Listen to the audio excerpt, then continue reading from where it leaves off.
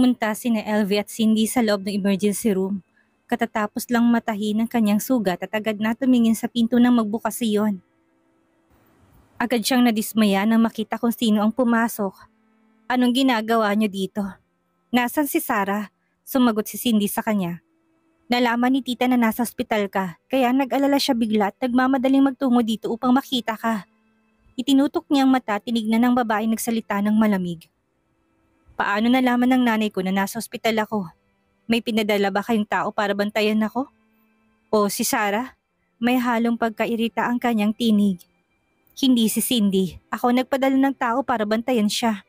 Natakot ako na baka manggulo na naman ang babaeng yun. Kaya't nagpadala ako ng tao para bantayan siya. Reklamo ni LV. Nag-hysterical na naman. Hindi ko in-expect na pupunta ka pa sa kanya. Sinabi ko na sa'yo na magstay ka na lang sa bahay ngayong gabi. Bakit ka naman tumakas? Gusto mo bang magpatuloy ako na magalit sa'yo? Matapos niyang matulog ng gabing iyon, bigla siyang ginising ni Cindy at sinabing umalis si Zephyr. Kaya agad niyang pinamanmanan si Sarah at napagtantong doon pumunta ang kanyang anak. Nag-alala si LV kaya't galit na galit siya. Inayos niya ang sopas na ipapakain sa anak upang tumindi ang pagnanasa nito sa babae. At kay Cindy ibuhos ang lahat ng init ng katawan ng anak, ngunit nabigo sila. Tumakas si Zephyr sa bahay. Doon ako matutulog. Para ano? Para pikutin ng babaeng ito? Napangisi si Zephyr at nagmamadaling bumaba ng kama at lumabas ng pintuan upang hanapin si Sarah. Habang inaayos ni Rod ang isa pang injection para sa kanya, tinawag siya nito at binilinan. Zephyr, kakatahi pa lang ng sugat mo at may anesthesia pa yan. Baka bumuka yan kung padalos-dalos ka ng pagkilos. Hindi pinansin ni Zephyr ang sinabi ni Rod at mapilis na lumabas ng kwarto ng emergency room. Hindi na niya matatagpuan si Sarah sa mahabang koridor. Nag-alala sina LV at Cindy at hinabol siya. Zephyr, binigyan ka ng anesthesia. Hindi ka pwedeng maglakad-lakad at baka matumba ka. Awat ni LV sa kanya. Nagmumukhang seryosong mukha ni Zephyr. Nakakatakot yon at hinarap ang kanyang ina.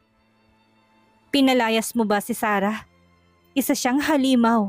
Kung hindi ko siya pinaalis, baka maghasik lang siya ng kamalasan dito. Alam mong ilang aksidente ng kinasangkutan mo dahil sa babaeng yun. At hindi ako makakapayag na magsama kayo ng demonyong yun. Paliwanag ni LV sa anak. Sino nagsabi sa'yo na siya ay isang demonyo? Inabala ni Zephyr ang pagsasalita ng kanyang ina at malamig na tinutok ang kanyang mga mata kay Cindy. Si Cindy ba ang nagsabi nun sa inyo? O ang magaling kong tita? Ang dalawang babaeng ito na desperadong naghahasik ng gulo ay may kanya-kanyang makasariling layunin. Hindi niya hayaang magtagumpay ang mga ito sa kanilang binabalak. Hindi sila ang faith healer sa likod ng simbahan na nagsabi noon.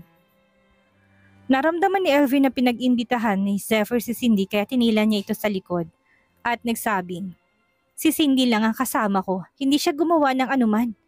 Hindi mo siya dapat palaging akusahan, apihin. Siya na lang ang nag-aalaga sa akin ngayon at sobrang pagod na siya. Tita, okay lang ako. Sinusuportahan ni Cindy si Elvin na may mga luhang namumuo sa kanyang mga mata at may malasakit para sa kanya. Kaya hindi papayag si Elvin na saktan ito ng kanyang anak. Pero walang kahit isang bakas ng awa sa mga mata ni Zephyr at malamig na sinabi. Sabi ng faith healer, Mr. Jomar, hanapin ang faith healer na yun at iharap siya sa akin. Opo, tumango si Mr. Jomar at handa nang umalis. Nagbagong ekspresyon ni LV at tinawakan ng assistant. Zephyr, anong ginagawa mo? Ang faith healer ay mabuting tao. Marami nagpapagamot sa kanya. Bakit mo siya nais ipahuli? Tinignan ni Zephyr si Cindy at malamig na nagsalita. Gusto kong magpakita ng faith healer na to at pakinggan ko anong sasabihin niya tungkol kay Sarah bilang isang demonyo.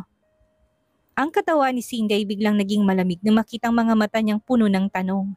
Hindi siya makakapayag na ang babaeng ito ay manira ng relasyon nila ni Sarah. Hinawakan ni LV ang kamay ni Zephyr. Anong nais mo sa pagpapatawag ng isang tao sa ganito kalalim na gabi? Nagagalit ka ba dahil may sinabi siyang hindi maganda tungkol sa babaeng yon? Nagagalit ka ba dahil ramdam niya na salot si Sarah? Galit na galit talaga si LV kaya seryoso niyang sinabihan ng kanyang anak. Hindi talaga kayo laan para sa isa't isa ng babaeng yun. Ang pamilya natin ay may alitan. Hindi ko kayang makisama sa anak ng taong pumatay sa tatay mo. Madami pa namang iba dyan. Humanap ka lang sa paligid at makikita mo na siya. Pinapayuhan niyang anak na tingnan si Cindy bilang isang pagpipilian. Napangisi siya at sinala ang nais ng ina. Sino? Sinong gusto niyo? Ang babaeng yan? Tinuro niya si Cindy na bahagyang nagulat. Hindi ako pumapatol sa babaeng inaalok ang sarili sa akin. Napakababa ng tingin ko sa mga gaya niya. Nagalit si Elvis sa sinabi ng kanyang anak. Zephyr, yan bang naituro sa'yo ng babaeng yun? Ang lapas tangani ng aking nais. Bakit hindi kayong dalawang magpakasal? Mukhang nagmamahala naman kayo. Panunuya pa ni Zephyr sa kanyang ina. Hindi mo na ako ginagalang na bata ka. Bakit ka ganyan magsalita? May lungkot sa tinig ni Elvin nang sabihin yon. Pumunta pa naman kami dito upang alagaan ka. Tinanggal ni Zephyr ang kamay ng nakahawak sa braso nito at malamig na nagsalita. Umuwi na kayo. Hindi ko kailangan ng pangangalaga nyo. Kitang-kita ang malamig na distansya sa kanyang ugali. Ang pagpapalayo niya sa kanyang inay halatang halata. Ipinilit ni Zephyr na makipagkita sa faith healer na yon habang sina Elvin naman ay nakatayo lang sa gilid. Hindi nagtagal dinala ni Mr. Jomar ang pastor na faith healer. Ngunit hindi ito inanyayahan kung hindi dinala at sinilid sa loob ng sako. Bumangga sa sahigang sako at sumigaw ng sakit ang faith healer. Kumunot ang noon ni Elvin nang makita to. Zephyr, bakit ganyan ka turmado na nakakatanda sa'yo? Hindi mo na siya iginalang. Isa siyang pastor. Hindi to pinansin ni Zephyr sa tumingin siya kay Mr. Jack. Lumapit si Mr. Jomar kay Zephyr at bumulong ng ilang salita sa tenga nito. Tumawa to nang may pangungutya. Kaya pala siya isang manloloko. Naguguluhan si Elvis sa kanyang nakikita. Anong ibig mo sabihin na manloloko? Ang faith healer na ito, nang mahanap namin siya, bala siyang naghahanap ng babae sa isang club. Ang ganitong pastor ba'y karapat dapat bigyan ng mataas na respeto? Pangungutya ni Zephyr at inutusan si Mr. Jomar. Tanggalin siya sa sako. Lumapit si Mr. Jomar at maayos na tinanggal ang sako. Nasa loob ng sakong pastor, nakasuot at may mga marka ng lipstick. At pasa sa mukha, mga pasa na dulot ng pambubugbog ni Mr. Jomar. Ang pastor palang ito isa sa mga tauhan ni Zephyr. Pagkatapos magtrabaho, nagkukunwari itong pastor at faith healer. Hindi inasahan, naharang siya ng assistant ni Zephyr. Hinila papunta sa likurang eskinita at binugbog at tinanong kung bakit niya sinabi ng yang madam nila isang demonyo. Hindi nagsalita ang faith healer kaya at binugbog siya. Nang hindi na niya matiis ang sakit dulot ng pagbubugbog, siya ay dagli ang umamin. Nang tanungin siya, agad na sumigaw ang faith healer mula sa loob ng sako. Miss Sanchez, tulungan mo ko. Tumingin si Zephyr kay Cindy na matiim at galit. Ikaw ang nag-utos sa kanya. Ano pang masasabi mo? Pumait ang mukha ni Cindy at nagkunwaring hindi naintindihan ang sitwasyon. Zephyr, hindi ko alam ang sinasabi niyo. Hindi mo naiintindihan? Sige, hayaan siyang magsalita. Tumingin si Zephyr sa faith healer na nakahiga sa sako. Katatapos lang niyang mabugbog ng mga tao ni Zephyr at ngayon ay natatakot na siya na makita si Zephyr kaya't kusang gumapang siya. Papunta kay Cindy. Miss Sanchez, sinabi po ng assistant ni Mr. De Vera na kung hindi ko sasabihin ng totoo, papatayin nila ako. Pwede po ba ninyo akong iligtas? Nag-alinlangan si Cindy sa kanyang narinig at napansin ng kanyang labi na nanginginig. Nagulat si Elvie at nagtanong. Ano ang nangyari? Sumagot si Zephyr ng malamig. Noong isang araw nang pumunta ka sa simbahan upang magdasal, binayaran niya ang faith healer na to at sinadyang sabihin sa'yo na si Sarah ay isang demonyo at masamang espiritu. Pagkatapos tumingin siya kay Cindy. Kitang-kita ang guilt sa mukha ni Cindy. Hindi niya na yon kaya pang itago. Nagulat si Elvis sa narinig at tumaas ang mga kilay. Anong ibig sabihin nito, Cindy? Shh, tita, panimula ni Cindy. Ang mga matay puno ng lungkot at pagkabalisa. Nakita ko po na sobra kayo nalungkot nang malaman ng tungkol kay Sarah. Kaya gusto ko po kayong tulungan. Tulungan ng nanay ko o ang sarili mo? Alam mo na para yun sa sarili mo, malamig na sabi ni Zephyr kay Cindy. Suminghap si Cindy at pilit na nagpatuloy. Zephyr, hindi niya nakita kung gaano kahirap para kay tita. Ang lahat mula nang malaman niyan tungkol sa ama ni Sarah. Gabi-gabi siyang may binabangungot at nagigising. Ako nag-alaga sa kanya pero hindi niyo alam yun. Ang lahat ng pansin niyo ay kay Sarah lamang umiikot. Gusto kong tulungan siya, kaya ako nang gumawa ng paraan. Nagpatuloy si Cindy, nakatingin kay LV. Tita, kailangan mo pong maniwala sa sinasabi ko. Ang boses niya ay nanginginig sa pag-aalala. Natatakot siya sa maaring gawin sa kanya ni Zephyr. Itinutok ni LV ang kanyang mata kay Cindy habang ang babae naman ay nagyuko ng kanyang ulo upang maiwasan ang mga nakakapasong pangmamata sa kanya ng mga naroroon. Napalambot ang puso ni LV. Hinawakan niyang kamay nito at nagsalita kay Zephyr. Tama si Cindy. Simula nang malaman kong tungkol kay Rogelio, palagi na akong kinakalabit ng masamang panaginip. Nandyan siya sa aking tabi at inaalagaan ako sa bahay. Ngunit ikaw ay abala at wala ni anino mong makikita doon. Ganito ako, may sakit ngunit hindi ka naman lang nag-abalang uwian ako para tignan ang aking kalagayan. Ang mga salita ni LV puno ng hinagpis. Wala nang sinabi pa si Zephyr. Tuwing pupunta siya doon, may sasabihin si LV na hindi niya gusto. Kaya tumigil na siyang magpunta.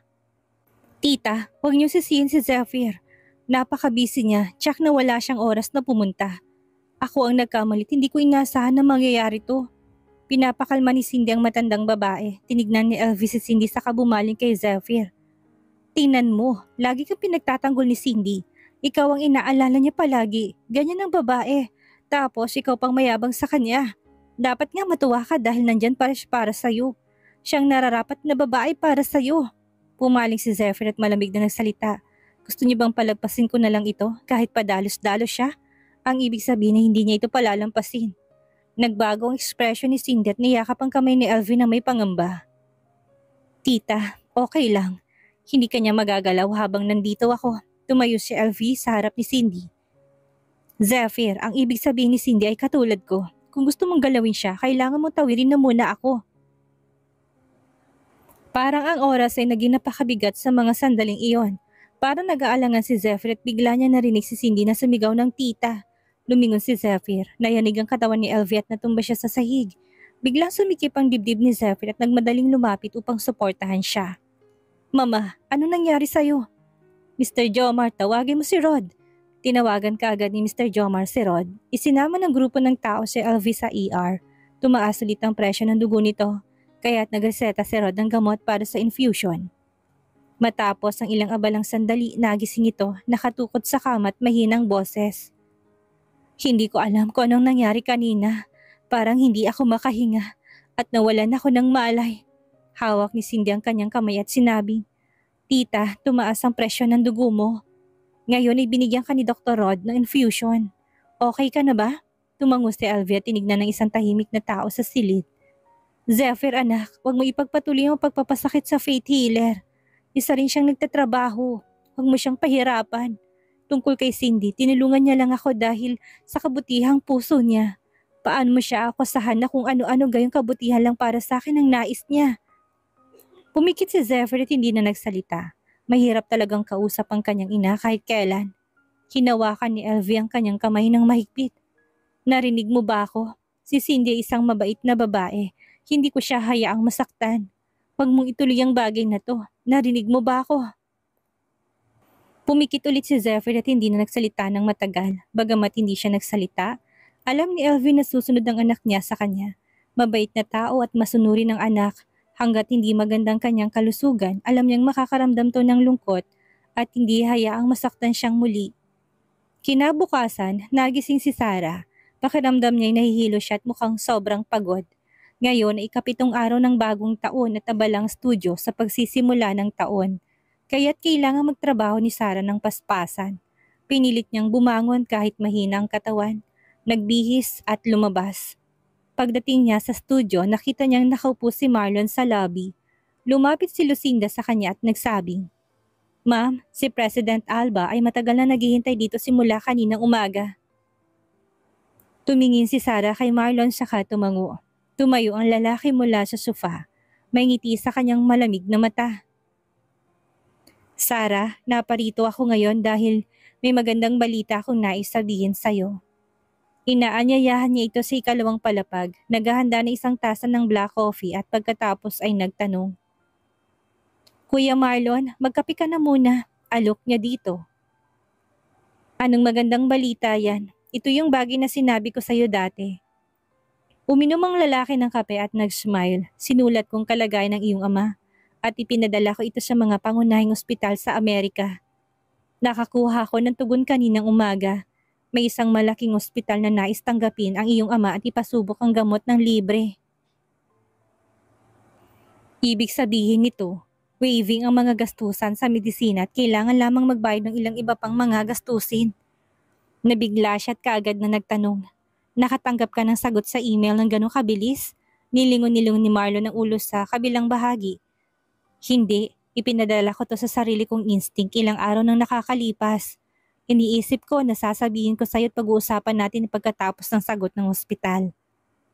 Hindi ko inaasahan na matatanggap po ng kanilang tugon bandang 3:00 ng madaling araw kanina. Sobra-sobra akong tuwa kaya't hindi ako nakatulog pagkatanggap noon.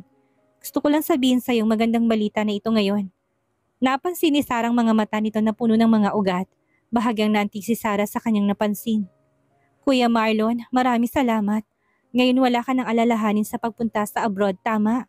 Tanong nito sa kanya. Ibinaba ang ulo.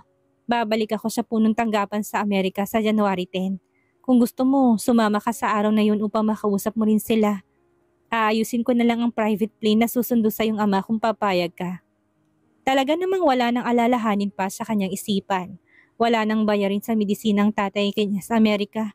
Isang magandang balita para sa kanya, ngunit nagatubili siya at nagsabi, Kuya Marlon, kailangan ko pa rin na mag-asikaso ng trabaho ko. Inasikasa ko ng trabaho mo para sa'yo. Nakangiting tugon nito. Ha? Naguluhan siya sa sinabi ng lalaki. Paano mo inasikaso ang trabaho ko? Malalaman mo mamayang hapon. Hindi na nagbigay ng detalye si Marlon. Umupo pa sandali at umalis. Hindi naintindihan ni Sarah ang ibig sabihin nito noong una. Ngunit ng hapon, tinawagan siya ni Dorina Sandoval. Ate Dorina, kamusta na? Napangiti siya nang makilala kung sinong tumatawag. Okay naman, ikaw. Tumango si Dorina sa kabilang dulo ng telepono. Sarah, tinawagan kita ngayon dahil may magandang balita akong sasabihin sa'yo. Magandang balita? Bakit parang lahat ng tao may magandang balita para sa kanya? Oo, ang proyektong pinagtulungan natin bago magbagong taon ay isang malaking tagumpay. Gusto kong mag-invest sa iyong Ribera at magbukas ng ilang mga Ribera Shop high-end custom store sa ibang bansa. Nabigla siya nang marinig yon. Mag-i-invest ang Sandovas Jewelry sa Ribera? Oo, nakangiting sagot nito. Alam ba ng Royal Group ang tungkol dito? Nasa ilalim siya ng Royal Group.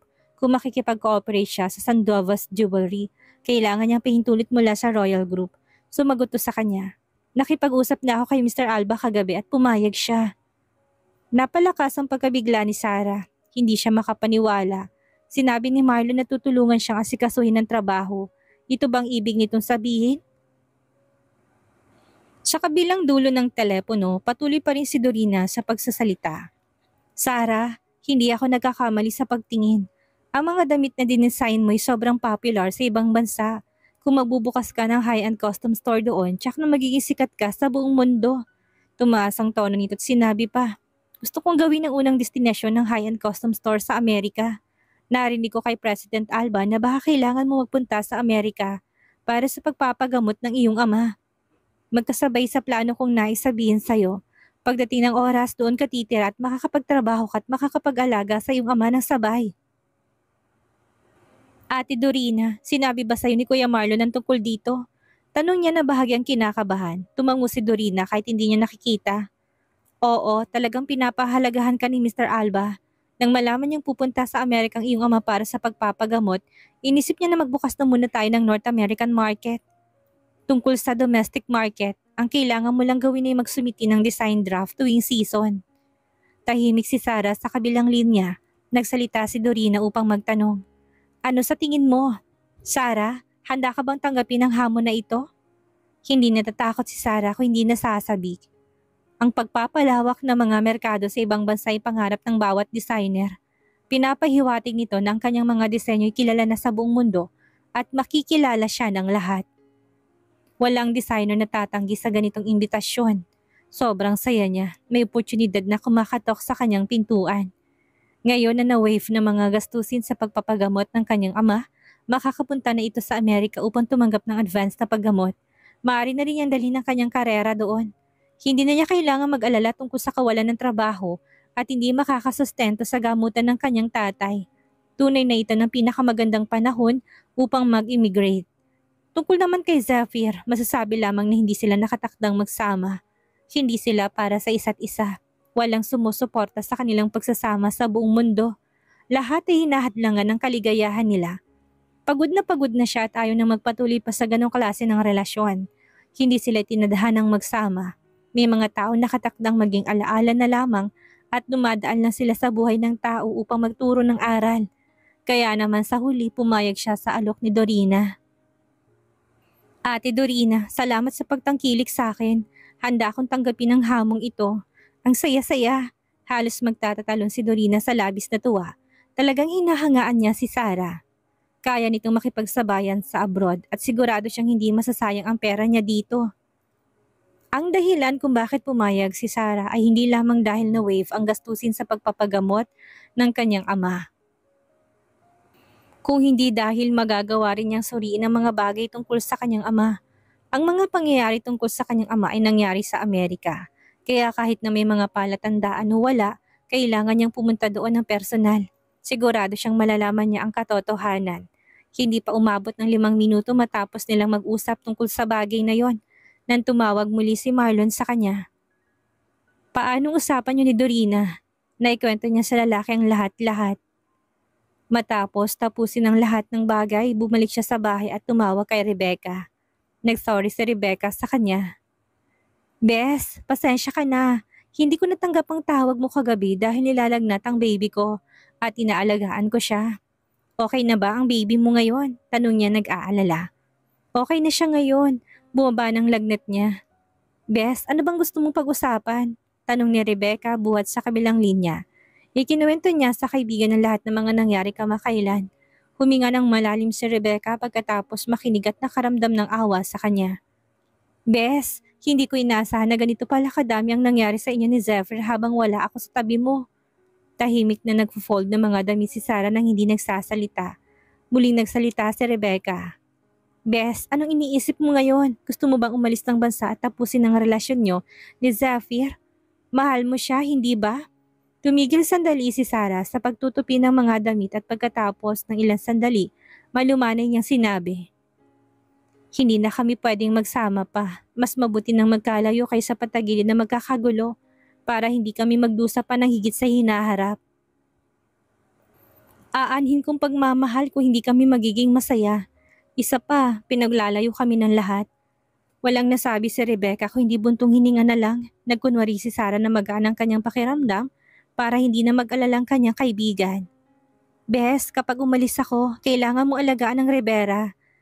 Ito ang ating unang anak, hindi to malaking problema. 45 araw ako makakapagpahinga pero sa totoo lang, kaya ko nang magtrabaho. Pwede kong kausapin si Sean ng pag-uwi niya. Sagot nito sa kanya. Suportado siya ni Rebecca anumang oras, ang kanyang totoong kaibigan. Pakiramdam ni Rebecca ay sobra ng pinagdadaanan ni Sarah at may isang sugat na hindi na kayang pagilingin sa pagitan nila ni Zephyr. Hindi na ito tungkol kung pwede pa silang magsama o hindi na, kundi ang alitan ng kanilang dalawang pamilya.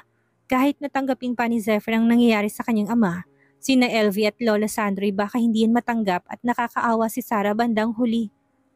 Si Elvie ang asawa na namayapang si Brandon at si Lola Sandro naman ang ama nito, kaya marahil hindi na mga ito matanggap ni Sarah bilang parte ng pamilya. Mas mahirap pa atang tanggapin si Sarah bilang manugang, kaysa patayin din ito bilang kabayaran sa buhay na nawala. Nagsalita si Rebecca.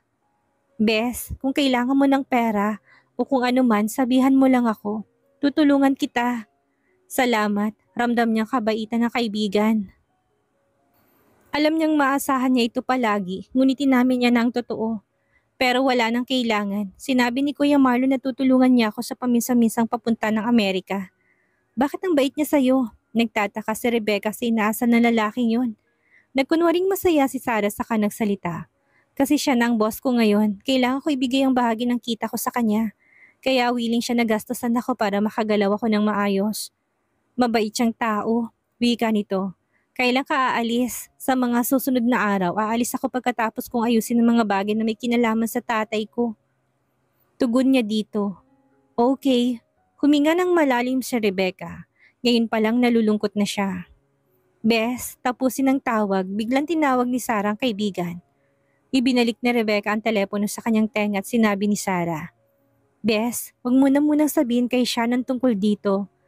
Natatakot siyang kumalaman ni Shannon ang kanyang plano, malalaman din ito ni Zephyr. Ngayon, plano niyang umalis ng tahimik at hindi ipaalam sa dating asawa ang lahat. Malamang naharangin nito ang kanyang pag-alis. Ano kayang mangyayari sa nakatakdang pag-alis ni Sarah ng bansa?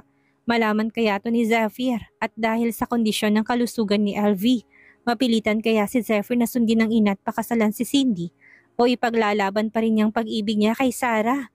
Yan ang ating aalamin sa susunod nating kabanata.